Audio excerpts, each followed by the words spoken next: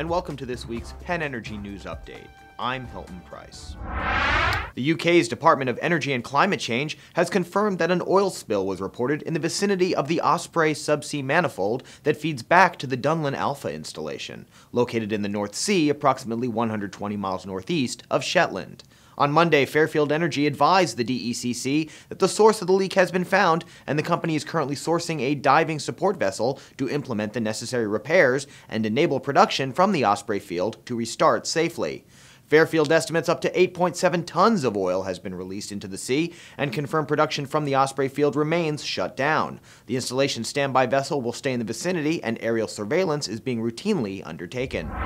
Tullow Oil has announced drilling operations at the Jaguar 1 well in Guyana have ended, and the well will be plugged and abandoned. The decision to stop drilling at this point was unanimously agreed by all partners based on safety criteria, and was taken after reaching a point in the well where the pressure design limits for safe operations prevented further drilling to the main objective. Jaguar 1 was a high-pressure, high-temperature well, which was spudded in February 2012 using the Atwood Beacon rig.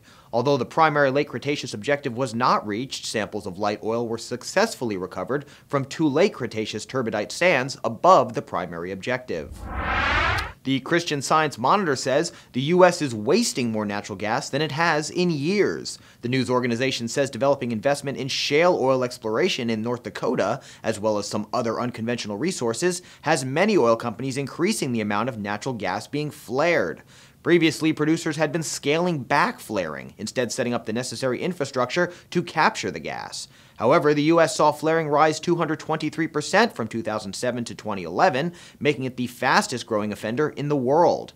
Inforum reports that North Dakota has been promoting a new fertilizer plant as a potential means of reducing flaring in the state. Royal Dutch Shell subsidiary Shell Bidco has announced it would not be participating in a final auction for control of oil and gas exploration company Cove Energy. The surprise move follows a nearly half-year battle against rival bidder PTT Exploration and Production that effectively positions the Thai-based upstart as winner of the coveted acquisition.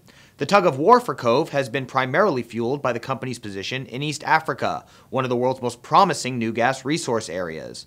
At the center of Cove's properties is its 8.5% stake in a Mozambique license that could serve as a regional foothold for the export of liquefied natural gas into the Asia market. But analysts say Shell could find other points of entry into the prized East Africa region through deals with Anadarko or ENI, which both have stakes in Mozambique. The Norwegian oil industry could see further labor conflict in coming months as the unions prepare for another round of negotiations. The recent strike, stretching for around 2 weeks from late June into early July, was sparked largely by a decision from Statoil to require workers to stay on past the age of 62 in order to earn a full pension, while retaining the earlier retirement age for management. Ultimately, that strike was sent to arbitrators before the oil companies were able to impose a lockout and cut production entirely. But the unions continue to push for a restored pension at age 62. The new negotiations, scheduled to begin in August or September, will cover more than 4,000 administrative and managerial workers, who could potentially bring production in many areas to a halt with a strike. Thank you for joining us this week. For these stories and many more, go to PennEnergy.com.